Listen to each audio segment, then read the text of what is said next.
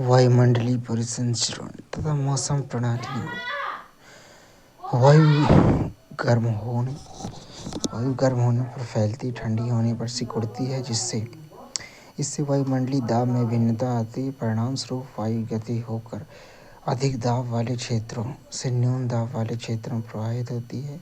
इस क्षैतिज गतिमान वायु को पवन कहते हैं। वायुमंडलीय दाब यह भी निर्धारित करता है कि कब वायु ऊपर उठेगी और कब नीचे बैठेगी। पवनें पृथ्वी पर तापमान व आर्द्रता का पुनर्वितरण करती हैं, जिससे पूरी पृथ्वी का तापमान स्थिर बना रहता है। ऊपर उठते ही आर्द्र वायु का तापमान कम होता है और बादल बनते हैं और वर्षा होती है। वायुमंडलीय दाब मध्य समुद्र तल से वायुमंडल की अंतिम सीमा तक एक इकाई क्षेत्रफल के वायु समस्तर के भार को वायुमंडलीय दाब कहते हैं। वायु दाब की मापने की इकाई मिलीबार है। समुद्र तल पर औसत वायुमंडलीय दाब 1013.2 मिलीबार होता है। गुरुत्वाकर्षण के कारण धरातल के निकट वायु संघनन होती है। इसी कारण वायु दाब अधिक होता है। वायु दाब ऊंचाई के साथ घटता है। ऊंचाई पर वायु दाब भिन्न स्थानों पर भिन्न होता है। यह विभिन्नता ही वायु की गति का मुख्य कारण है। यहाँ पवनें उच्च दाब क्षेत्रों से कम वायु दाब क्षेत्रों की तरफ चलती हैं। वायु दाब में ऊर्ध्वाधर भिन्नता। वायुमंडल के निचले भाग में वायु दाब ऊंचाई के साथ तीव्रता से घटता है। यह ह्रास दर प्रति 1000 मीटर की ऊंचाई पर 1 मिलीबार होता है। प्रति 10 मीटर की ऊंचाई पर 1 मिलीबार होता है। इसलिए वायु दाब सदैव एक ही दर से नहीं घटता है। निश्चित ऊंचाई पर तापमान व वायु दाब।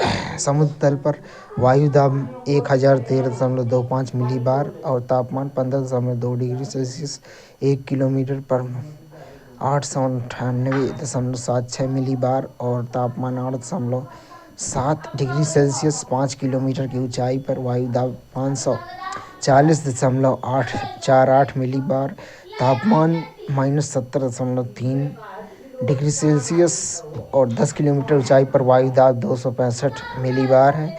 तापमान -49.7 डिग्री सेल्सियस है। ऊर्ध्वाधर दाब प्रवणता क्षैतिज दाब प्रवणता की अपेक्षा अधिक होती है। ऊर्ध्वाधर दाब प्रवणता क्षैतिज दाब प्रवणता की अपेक्षा अधिक होती है, लेकिन इसकी विपरीत दिशा में कार्यरत गुरुत्वाकर्षण बल से यह संतुलित हो जाती है। अंततः ऊर्ध्वाधर पवनें अधिक शक्तिशाली नहीं होती हैं। वायु दाब का क्षैतिज वितरण। पवनों की दिशा व वेग के संदर्भ में वायु दाब में अल्प अंतर भी अत्यधिक महत्वपूर्ण है। वायु दाब के क्षैतिज वितरण का अध्ययन समान अंतराल पर खींची गई समदाब रेखाओं पर किया जाता है। उपयुक्त चित्र में विभिन्न वायु दाब स्थितियों में समदाब रेखाओं की आकृति दर्शाया गया है। निम्न दाब प्रणालियाँ एक या अधिक समदाब रेखाओं से घिरी होती हैं, जिससे केंद्र में निम्न दाब होता है। उच्च दाब प्रणाली में भी एक या अधिक समदाब रेखाएं होती हैं, जिससे केंद्र में उच्च दाब होता है। समुद्र तल वायु दाब का वैश्विक वितरण। अक्षांशीय दाब वितरण के आधार पर विभिन्न दाब के क्षेत्र पाए जाते हैं। इन्हें प्रेशर बेल्ट कहा जाता है। इन्हें निम्नानुसार सूचीबद्ध किया गया है। विषुवतीय निम्न अवदाब क्षेत्र। यह विषुवत वृत्त के निकट का क्षेत्र है, जहाँ समुद्र स्तर का वायु दाब कम होता है। उपोष्ण उच्च वायु दाब क्षेत्र। यह 30 डिग्री उत्तर 30 डिग्री दक्षिण अक्षांश के साथ उच्च दाब वाला क्षेत्र है। अधोध्रुवीय निम्न दाब क्षेत्र। ये ध्रुवों की तरफ 60 डिग्री उत्तरी 60 डिग्री दक्षिणी अक्षांशों पर निम्न दाब पेटी हैं, जिन्हें अधोध्रुवीय निम्न दाब पट्टियाँ कहते हैं। ध्रुवीय उच्च वायु दाब क्षेत्र। यह ध्रुवों के निकट उच्च दाब वाले क्षेत्र हैं। ये वायु दाब पट्टियाँ स्थायी नहीं हैं। सूर्य की किरणों के किरणों के विस्थापन के साथ ये पट्टियाँ विस्थापित होती रहती हैं। उत्तरी गोलार्ध में शीत ऋतु में ये पट्टियाँ दक्षिण की ओर तथा ग्रीष्म ऋतु में से ग्रीष्म ऋतु में ये उत्तर दिशा की ओर खिसक जाती हैं। पवनों की दिशा व वेग को प्रभावित करने वाले बल पृथ्वी के धरातल पर क्षैतिज पवनें तीव्र तीन बलों के संयुक्त प्रभाव से प्रभावित होती हैं। दाब प्रवणता बल, घर्षण बल और कोरियलिस बल। दाब प्रवणता बल वायुमंडलीय दाब भिन्नता एक बल उत्पन्न करती है। दूरी के संदर्भ में दाब परिवर्तन की दर दाब प्रवणता है। जहाँ समदाब रेखाएं पास पास हों वहाँ दाब प्रवणता अधिक व समदाब रेखाओं की दूर दूर होने से दाब प्रवणता कम होती है। घर्षण बल पृथ्वी के धरातल पर पवनों के संचयन के कारण घर्षण बल उत्पन्न होता है जो पवनों की गति को प्रभावित करता है। धरातल पर घर्षण सर्वाधिक होता है। इसका प्रभाव प्राय धरातल से 1 से 3 किलोमीटर ऊंचाई तक होता है। समुद्र सतह पर घर्षण न्यूनतम होता है। कोरियलिस बल पृथ्वी का अपने अक्ष पर घूर्णन पवनों की दिशा को प्रभावित करता है। सन 1844 में फ्रांसीसी वैज्ञानिक ने इसका विवरण प्रस्तुत किया। कोरियलिस बल के प्रभाव से पवनें उत्तरी गोलार्ध में अपनी मूल दिशा से दाहिनी तरफ व दक्षिणी गोलार्ध में बाईं तरफ विक्षेपित हो जाती हैं। जब पवनों का वेग अधिक होता है तब विक्षेपण भी अधिक होता है। कोरियलिस बल अक्षांशों के कोण के सीधा समानुपात में बढ़ता है। ध्रुवों पर सर्वाधिक विषुववृत्त पर अनुपस्थित होता है। कोरियलिस बल दाब प्रवणता के समकोण पर कार्य करता है। दाब प्रवणता बल समकोण रेखाओं के समदाब रेखाओं की समकोण पर होता है। दाब प्रवणता जितनी अधिक होगी वायुदाब का वेग पवनों का वेग उतना ही अधिक होगा तथा पवनों की दिशा उतनी ही अधिक विक्षेपित होगी। इन दो बलों के एक दूसरे से समकोण होने के कारण निम्न दाब क्षेत्रों में पवनें इसी के आसपास प्रवाहित होती हैं। विषुववृत्त पर कोरियलिस बल शून्य होता है तथा पवनें समदाब रेखाओं के समकोण पर प्रभावित होती हैं। अंततः निम्न दाब क्षेत्र और अधिक गहन होने के बजाय पूरित हो जाता है। यही कारण है कि विषुववृत्त के निकट उष्णकटिबंधीय चक्रवात नहीं बनते हैं। वायुदाब तथा पवनें चक्रवात जब समदाब रेखाएं सीधी हों और घर्षण का प्रभाव का न हो तो दाब प्रवणता बल कोरियलिस बल से संतुलित हो जाता है। परिणाम स्वरूप पवनें समदाब रेखाओं के समानांतर बहती हैं। ये पवनें भूविक्षेपी पवने के नाम से जानी जाती हैं। निम्न दाब क्षेत्र के चारों तरफ पवनों का परिक्रमण चक्रवाती परिसंचरण कहलाता है। उच्च वायु दाब क्षेत्र के चारों तरफ ऐसा होना प्रतिचक्रवाती परिसंचरण कहलाता है। इन प्रणालियों में पवनों की दिशा दोनों गोलार्धों में भिन्न होती हैं अर्थात उत्तरी में दाईं और दक्षिणी गोलार्ध में बाईं ओर होती हैं। पृथ्वी की सतह पर कई बार निम्न व उच्च दाब के चारों ओर पवनों का परिसंचरण ऊंचाई पर होने वाले वायु परिसंचरण से संबंधित ही होता है। प्रायः निम्न दाब क्षेत्रों पर वायु अभिसरित होगी और ऊपर उठेगी। उच्च दाब क्षेत्रों में वायु का अवतलन होगा और धरातल पर अपसरित होगी।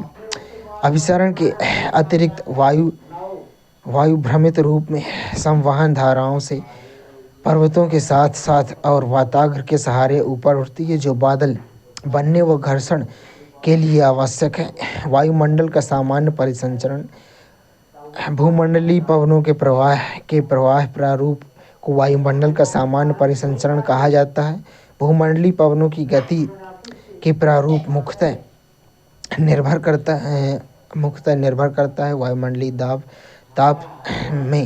ताप में अक्षांशीय भिन्नता, वायुदाब पट्टियों की उपस्थिति, वायुदाब पट्टियों का सौर विकिरण के साथ विस्थापन, महाद्वीप और महासागरों का वितरण, पृथ्वी का घूर्णन, वायुमंडल का सामान्य परिसंचरण महासागरीय जल को भी गतिमान करता है, जो पृथ्वी की जलवायु को प्रभावित करते हैं। अंतर उष्णकटिबंधीय विसरण क्षेत्र उच्च सूर्यताप व निम्न वायुदाब होने से अंतर उष्णकटिबंधीय विसरण क्षेत्र पर वायु संवहन धाराओं के रूप में ऊपर उठती हैं। उष्णकटिबंधों से आने वाली पवनें इन निम्न दाब क्षेत्र में अभिसरण करती हैं। अभिसरित वायु संघनन कोष्ठों के ऊपर उठती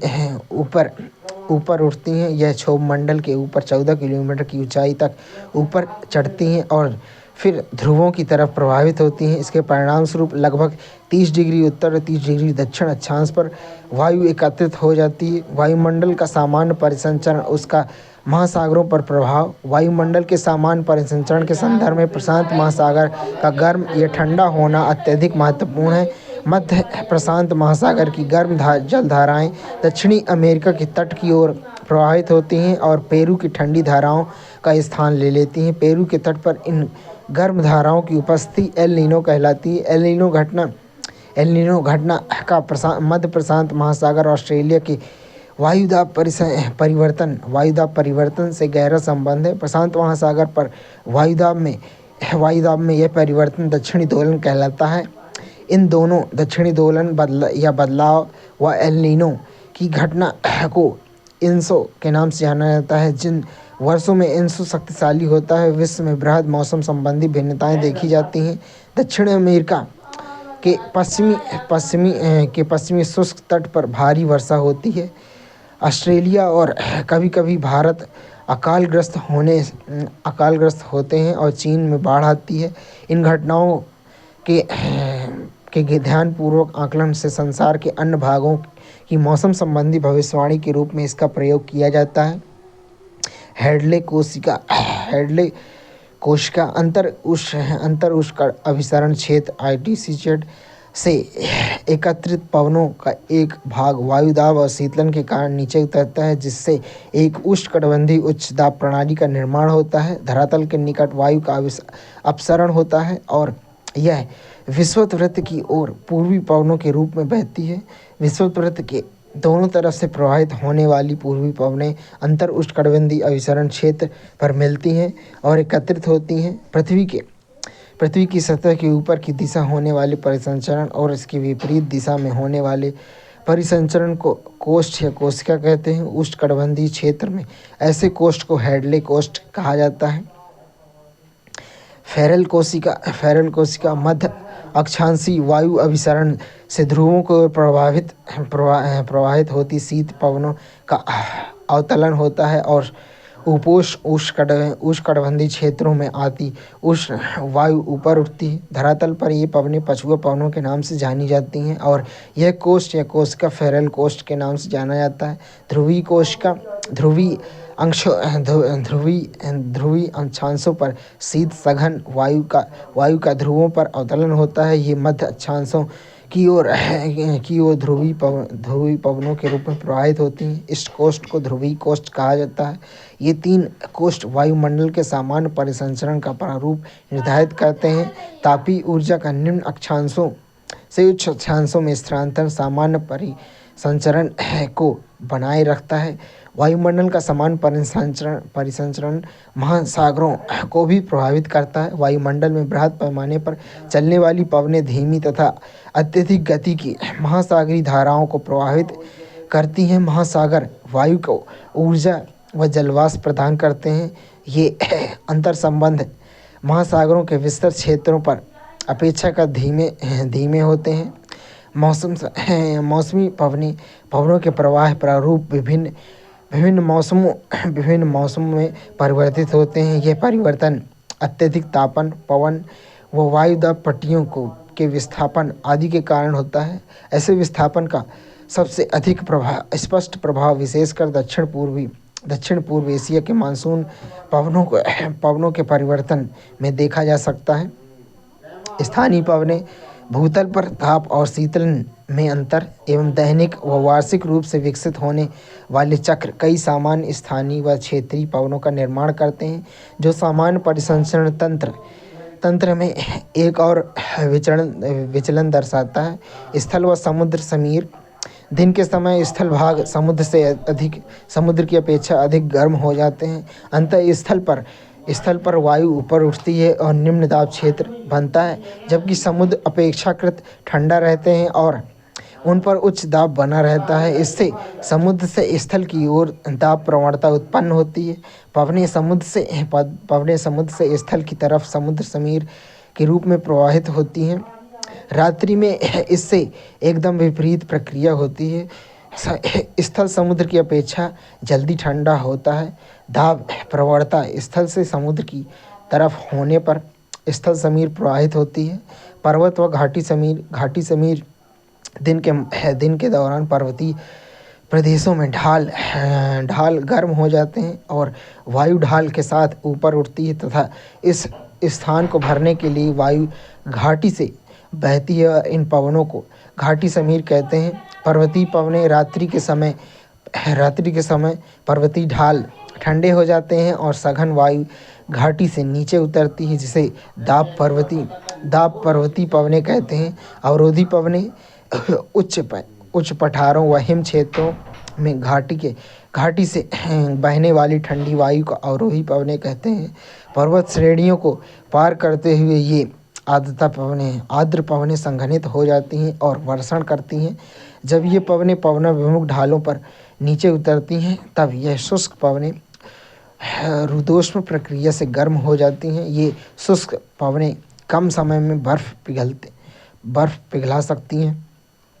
वायु राशियाँ जब वायु किसी समांगी क्षेत्र पर पर्याप्त लंबे समय तक रहती हैं तो यह उस क्षेत्र में के गुण धारण कर लेती हैं। यह समांग क्षेत्र विस्तृत महासागरीय सतह या विस्तृत मैदानी भाग हो सकता है। तापमान तथा आर्द्रता संबंधी विशिष्ट गुणों वाली यह वायु राशि कहलाती है। इसे यू भी परिभाषित किया जाता है। वायु का एक बृहद भाग जिसमें तापमान व आर्द्रता संबंधी 36 भिन्नताएं बहुत कम हैं। उद्गम क्षेत्र ये समांग धरातल जिन पर वायु राशियाँ बनती हैं उन्हें वायु राशियों का उद्गम क्षेत्र कहते हैं। वायु राशियों को उनके उद्गम क्षेत्र के आधार पर निम्नलिखित रूप में वर्गीकृत किया गया है। उष्ण व उपोष्णकटिबंधीय महासागर, उपोष्णकटिबंधीय उष्ण मरुस्थल, उष्ण अक्षांश अपेक्षाकृत शीत महासागर, उष्ण अक्षांश अति शीत बर्फ आच्छादित महाद्वीपीय क्षेत्र, उष्ण रूप में बर्फ आच्छादित महाद्वीप अंटार्कटिक या आर्कटिक।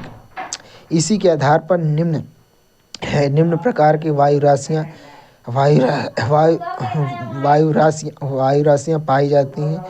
उष्णकटिबंधीय महासागरीय वायु राशि, उष्णकटिबंधीय महाद्वीपीय, ध्रुवीय महासागरीय, ध्रुवीय महाद्वीपीय, महाद्वीप अंटार्कटिक, महाद्वीप आर्कटिक, वाताग्र। जब दो भिन्न प्रकार की वायु राशियाँ मिलती हैं तो उनके मध्य सीमा क्षेत्र को वाताग्र कहते हैं। वाताग्र के बनने की प्रक्रिया को वाताग्र जनन कहते हैं। वाताग्र मध्य अक्षांशों से ही निर्मित होते हैं और तीव्र वायु व तापमान प्रवणता की इसकी विशेषता है। ये तापमान में अचानक बदलाव लाते हैं तथा इसी कारण से वायु ऊपर उठती है और बादल बनते हैं तथा वर्षा होती है। वाताग्र के प्रकार, स्थिर वाताग्र। जब वाताग्र स्थिर हो तो इसे स्थिर या अचर वाताग्र कहते हैं। शीत वाताग्र, जब शीत व भारी वायु आक्रामक रूप में उष्ण वायु राशियों को ऊपर धकेलती है, इस संपर्क को शीत वाताग्र कहते हैं। उष्ण वाताग्र, यदि गर्म वायु राशि आक्रामक रूप में ठंडी वायु राशि के ऊपर चढ़ती है तो इस संपर्क को उष्ण वाताग्र कहते हैं। अब अधिविष्ट वाताग्र, यदि एक वायु राशि पूर्णतः धरातल के ऊपर उठ जाए तो वह ऐसे वाताग्र को अधिविष्ट वाताग्र कहते हैं।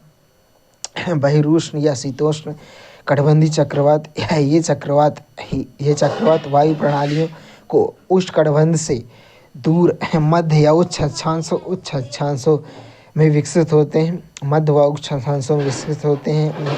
उन्हें बहिरुष्ण या शीतोष्ण कटिबंधीय चक्रवात कहते हैं।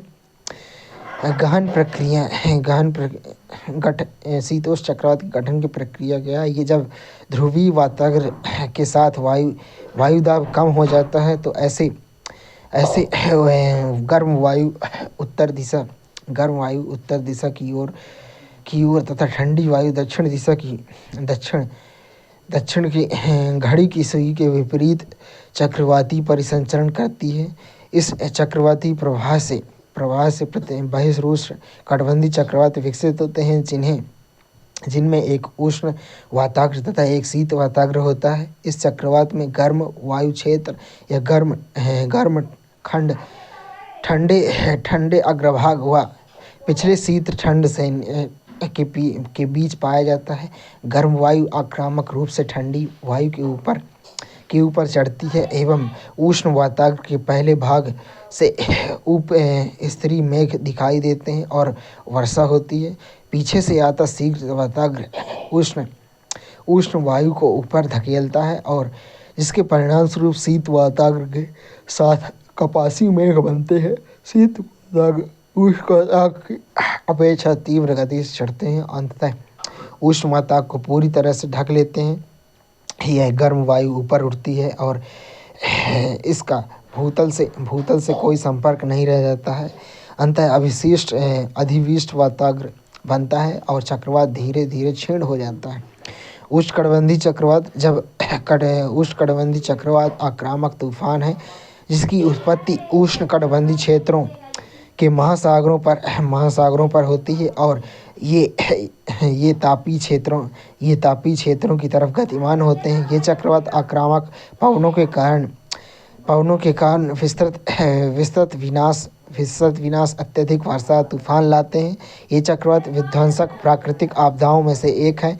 हिंद महासागर में ये चक्रवात, अटलांटिक महासागर में हरिकेन के नाम से, पश्चिम और दक्षिण चीन सागर में टाइफून और पश्चिमी ऑस्ट्रेलिया में विली विलीज के नाम से जाने जाते हैं। इसकी उत्पत्ति व विकास में अनुकूल परिस्थितियाँ क्या हैं? बृहद समुद्री सतह जहाँ तापमान 27 डिग्री सेल्सियस से अधिक हो, कोरियलिस बल का दाब का कम होना, ऊर्ध्वाधर पवनों की गति में अंतर कम होना, कमजोर निम्न दाब क्षेत्र या निम्न स्तर का चक्रवाती परिसंचरण का होना, समुद्री तल तंत्र पर ऊपरी अपसरण चक्रवातों को और अधिक विध्वंसक करने वाली ऊर्जा संग्रहण प्रक्रिया द्वारा ऊंचे कपासी स्तरीय मेघों से प्राप्त होती है, जो इस तूफान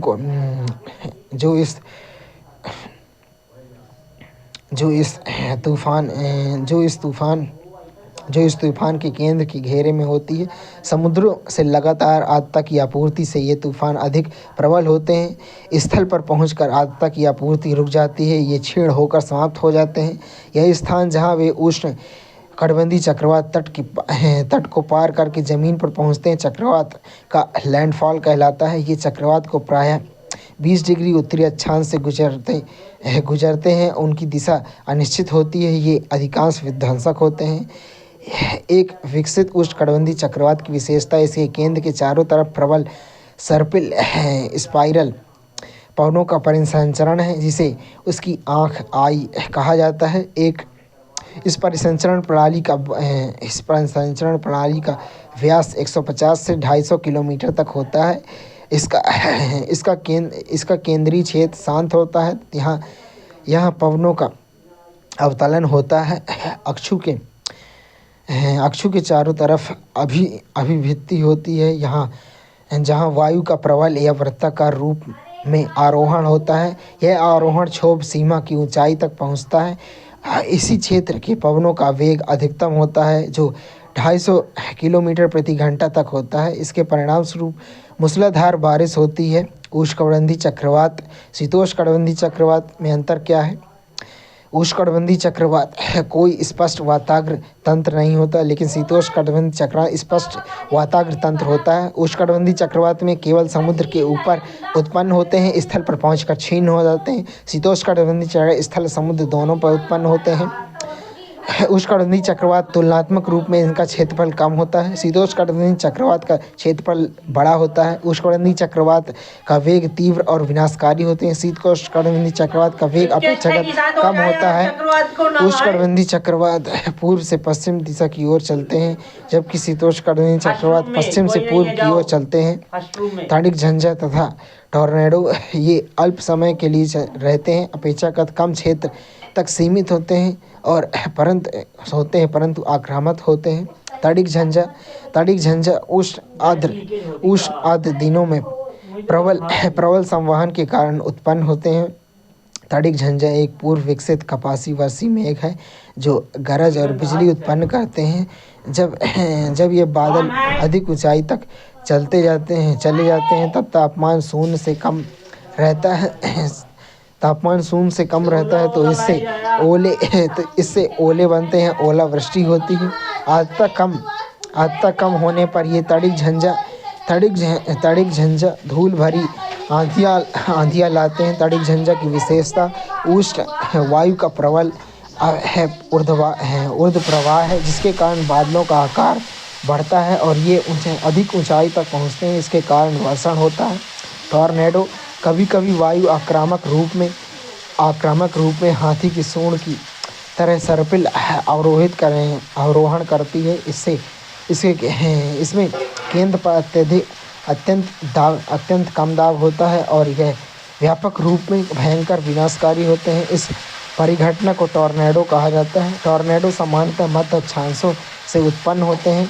समुद्र पर टॉर्नेडो को जल स्तंभ कहते हैं। ये आक्रामक तूफान वायुमंडलीय ऊर्जा वितरण में भिन्नता या स्थिर वायु के उपस्थिति होने की अभिव्यक्ति है। इन तूफानों से स्थितिज या ताप ऊर्जा गतिज ऊर्जा में परिवर्तित हो जाती है और अक्षांश वायुमंडलीय दशाएं पुनः स्थिर स्थितियों में लौट जाती हैं। निष्कर्ष रूप में कहें तो वायुमंडलीय परिसंचरण और मौसम प्रणालियाँ जटिल रूप में जुड़ी हुई हैं, जो हमारे ग्रह के जलवायु की जटिल गतिशीलता को परिसंचालित करती हैं। वायु राशियों की गति वायु दाब प्रणालियों पर निर्भर है और तापमान, आर्द्रता, भूगोल जैसे विभिन्न कारकों की परस्पर क्रिया हमारे मौसम प्रारूप को आकार देने में महत्वपूर्ण भूमिका निभाती है। मौसम विज्ञानियों और जल वैज्ञानिकों के लिए दैनिक पूर्वानुमान से लेकर अत्यंत विनाशकारी तूफान और दीर्घकालिक जलवायु परिवर्तन तक मौसमी परिघटना की भविष्यवाणी और अध्ययन करने के लिए इन प्रक्रियाओं को समझना आवश्यक है। महत्वपूर्ण शब्दावली में दाब प्रवणता, दूरी के संबंध में दाब के परिवर्तन की दर दाब प्रवणता है। कोरियोलिस बल पृथ्वी के अपने अक्ष पर घूर्णन से एक बल उत्पन्न होता है। पवन की दिशा को प्रभावित करने वाले इस बल को कोरियोलिस बल कहा जाता है। फेरल कोशिका मध्य अक्षांशीय वायुदाबीय चक्र में सामान्य परिसंचरण को फेरल कोशिका कहा जाता है। अंतर उष्णकटिबंधीय अभिसरण क्षेत्र यह भूमध्य रेखा पर 20 डिग्री उत्तरी से 25 डिग्री उत्तरी अक्षांशों के आसपास स्थित एक निम्न दाब क्षेत्र जहां व्यापारिक पवनें मिलती हैं।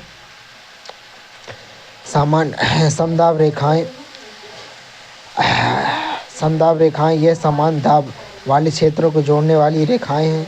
स्थल समीर दिन के समय उत्पन्न दाब प्रवणता के कारण स्थल से समुद्र की ओर प्रवाहित समुद्र समीर रात्रि के समय स्पष्ट दाब प्रवणता के कारण पवनें समुद्र से स्थल की ओर प्रवाहित होती हैं।